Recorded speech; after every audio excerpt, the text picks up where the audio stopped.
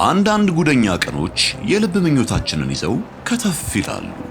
ለምሳሌ ላጤው ተስፋሁን የተመኛት ቆንጆ ሴት ፊቱ ከተፍ አለ። ማነሽ ቢላት እድል አለችው። ዛሬስ እድል ከኔ ጋር ናት ማለት ነው ቢላት ሳቀችለት።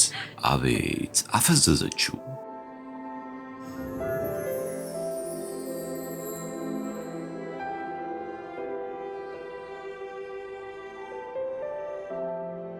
እጀቷ በቃ ሲነቃ መውረጃዋ ደረሰ።